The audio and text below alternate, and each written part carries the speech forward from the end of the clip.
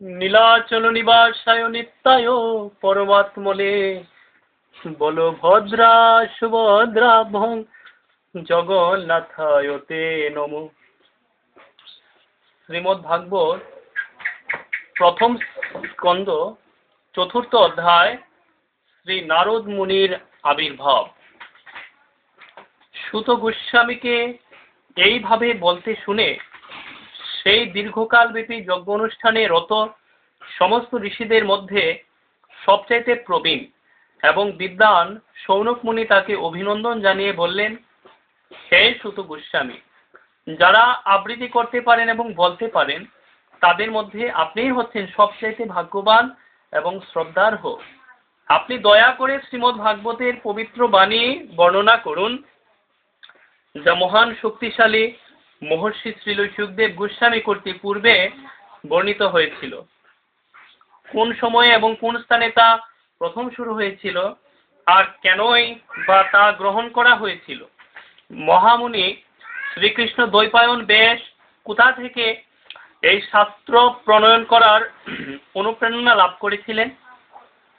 তার ব্যাসদেবের পুত্র ছিলেন এক মহান ভক্ত, এক অদ্বিতীয় তত্ত্বজ্ঞানী, এবং তার চিত্ত ছিল সর্বদাই পরমার্থ সাধনে একাগ্র। তিনি সব রকম জড়জাগতিক কার্যকলাপের ঊর্ধ্বে ছিলেন এবং যদিও তিনি জ্ঞানী ছিলেন কিন্তু আপাত দৃষ্টিতে তাকে দেখে একজন মূঢ় লোক বলে মনে হতো। শ্রীল ব্যাসদেব যখন তার পুত্রকে অনুসরণ করেছিলেন তখন নগ্ন অবস্থায় স্নানরতা সুন্দরী যুবতীরা, যারা ব্যাসদেবের নগ্ন যুবক পুত্রকে দেখে কোন রকম লজ্জা অনুভব করেননি, তারা অনগ্ন ব্যাসদেবকে দেখে লজ্জাবশত তাদের বস্ত্র পরিধান করেছিলেন। সেই সম্বন্ধে ব্যাসদেবের যখন তাদের জিজ্ঞাসা করেছিলেন তখন সেই যুবতীরা উত্তর দিয়েছিলেন যে তার পুত্রের পবিত্র দৃষ্টিতে স্ত্রী এবং পুরুষে কোনো ভেদ ছিল না, কিন্তু মহর্ষি দৃষ্টিতে সেই ভেদ ছিল। কুরু এবং জাঙ্গল প্রদেশে উন্মাদ মুখ এবং জড়ের মতো বিচরণ করে তিনি তখন হস্তিনাপুর আধুনিক দিল্লি নগরে প্রবেশ করলেন। তখন পুরবাসীরা ব্যাসদেবের তনয় শ্রীল শুকদেব গোস্বামীকে কিভাবে চিনতে পারলেন, কিভাবে মহারাজ পরীক্ষিতের সঙ্গে সেই মহর্ষি সাক্ষাৎ হলো, যার ফলে সমস্ত বেদের অপ্রাকৃত নির্যাস শ্রীমদ্ ভাগবত তার কাছে কীর্তিত হয়েছিল। তিনি শুকদেব গোস্বামী গোদহনকালে পর্যন্ত গৃহ মেধিদের দুয়ারে অবস্থান করতেন এবং তিনি তা করতেন কেবল তাদের গৃহকে পবিত্র করার জন্য। কথিত আছে যে অভিমন্যু পুত্র মহারাজ পরীক্ষিত হচ্ছেন পরমেশ্বর ভগবানের এক মহান ভক্ত এবং তার জন্ম এবং কার্যকলাপ অত্যন্ত অদ্ভুত। দয়া করে আপনি আমাদের কাছে তার কথা বলুন। তিনি ছিলেন এক মহান সম্রাট এবং তার রাজ্যের সমস্ত ঐশ্বর্যের তিনি ছিলেন অধীশ্বর। তিনি এতই মহিমান্বিত ছিলেন যে তিনি পাণ্ডু বংশের মান বর্ধন করেছিলেন। তিনি কেন সবকিছু পরিত্যাগ করে গঙ্গার তীরে উপবিষ্ট হয়ে অনশনরত অবস্থায় মৃত্যুর প্রতীক্ষা করছিলেন। তিনি ছিলেন এতই মহান এক সম্রাট যে তার সমস্ত শত্রুরা তার পদতলে প্রণতি নিবেদন করে তাদের নিজেদের মঙ্গলের জন্য তাদের সমস্ত ঐশ্বর্য সমর্পণ করত।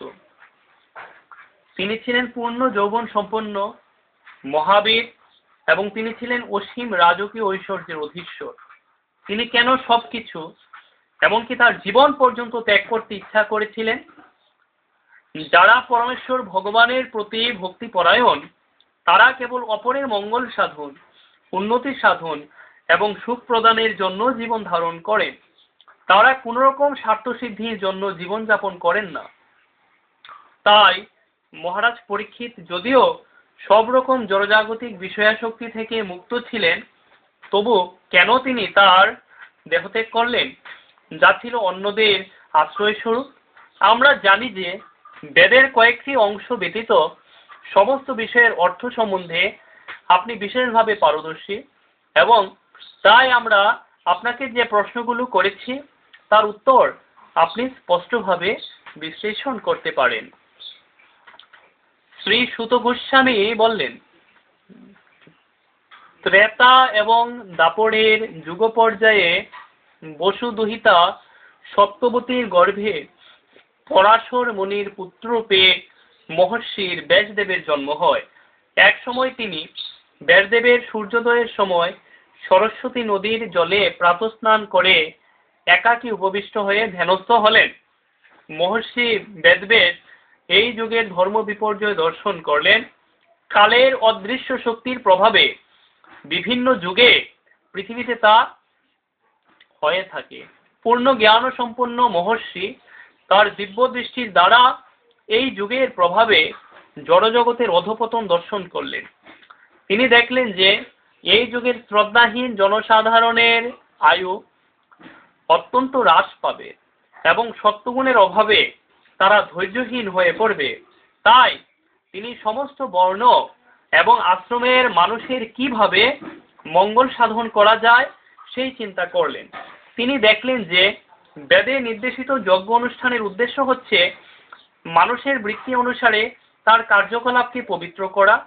এই প্রক্রিয়াকে সরলীকৃত করার উদ্দেশ্যে তিনি এক বেদকে 4 ভাগে ভাগ করেছিলেন মানুষের মধ্যে তা বিস্তার করার জন্য।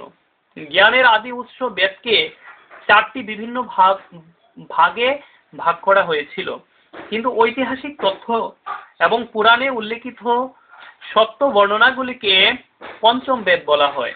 বেদকে 4টি ভাগে ভাগ করার পর পৈল ঋষি হলেন ঋগ্বেদের অধ্যাপক, জৈমিনী হলেন সামবেদের অধ্যাপক এবং বৈশম্পায়ন যজুর্বেদের দ্বারা মহিমান্বিত হলেন। সমন্ত মুনি অঙ্গিরা, যিনি অত্যন্ত শ্রদ্ধা সহকারে সেবাপরায়ণ ছিলেন, তাকে অথর্ববেদ দান করা হয়েছিল এবং আমার পিতা রোমহর্ষণ ঋষির হাতে পুরাণ এবং ঐতিহাসিক তথ্যসমূহ অর্পণ করা হয়েছিল। সেই সমস্ত তত্ত্বদ্রষ্টা ঋষিরা বিভিন্ন বেদকে তাদের শিষ্য, প্রশিষ্য এবং প্রশিষ্যের শিষ্যদের প্রদান করেছিলেন এবং এইভাবে গুরু শিষ্য পরম্পরায় অনন্ত শাখায় বেদ অনুশীলন শুরু হয়। এইভাবে অজ্ঞানীদের প্রতি অত্যন্ত কৃপালু মহর্ষি বেদব্যাস বেদ সংকলন করেন, যাতে অল্প বুদ্ধি সম্পন্ন মানুষেরা তা হৃদয়ঙ্গম করতে পারে।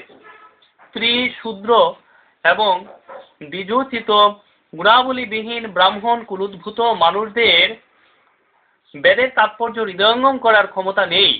তাই তাদের প্রতি কৃপা পরবশ হয়ে মহর্ষি বেদব্যাস মহাভারত নামক ইতিহাস রচনা করলেন, যাতে তারা তাদের জীবনের পরম উদ্দেশ্য লাভে সমর্থ হতে পারে। হে দ্বিজগণ, যদিও তিনি সমস্ত মানুষদের সর্বাঙ্গীন কল্যাণ সাধনে সচেষ্ট হয়েছিলেন, তবুও তার চিত্ত সন্তুষ্ট ছিল না। হৃদয়ে অপ্রসন্ন হয়ে মহর্ষি তৎক্ষণাৎ গভীরভাবে বিচার করতে শুরু করলেন। তিনি ধর্মতত্ত্ব সম্বন্ধে অবগত ছিলেন, তাই তিনি মনে মনে ভাবতে লাগলেন, কঠোর ব্রত অবলম্বন করে নিষ্কপট ভাবে আমি বেদ, গুরুবর্গ ও যজ্ঞাগ্নির পূজা করেছি। আমি তাদের নির্দেশ যথাযথভাবে পালন করেছি এবং গুরু পরম্পরা ক্রমে লব্ধ জ্ঞান মহাভারতের মাধ্যমে বিশ্লেষণ করেছি, যাতে স্ত্রী, শূদ্র এবং অন্য সকলে দ্বিজবন্ধুরা ধর্মের পথ অবলম্বন করতে পারে। যদিও আমি বৈদিক দর্শনের অভিপ্রেত সমস্ত যোগ্যতা অর্জন করেছি, তথাপি আমার হৃদয়ে আমি অপূর্ণতা অনুভব করছি। আমি যে বিশেষভাবে ভগবত ভক্তি বর্ণনা করিনি, যা পরমহংসদের এবং অচ্যুত পরমেশ্বর ভগবানের অত্যন্ত প্রিয়, তাই হয়তো আমার এই অসন্তোষের কারণ। এইভাবে ব্যাসদেব যখন তার অসন্তোষের জন্য অনুশোচনা করেছিলেন, তখন নারদ মুনি সরস্বতী নদীর তীরে তার আশ্রমে এসে উপস্থিত হলেন। শ্রী নারদ মুনির শুভাগমনে শ্রীল ব্যাসদেব শ্রদ্ধা সহকারে উঠে দাঁড়িয়ে সৃষ্টিকর্তা ব্রহ্মাকে যেভাবে সম্মান করা হয় সেইভাবে তাকে অভ্যর্থনা করলেন। হরে কৃষ্ণ।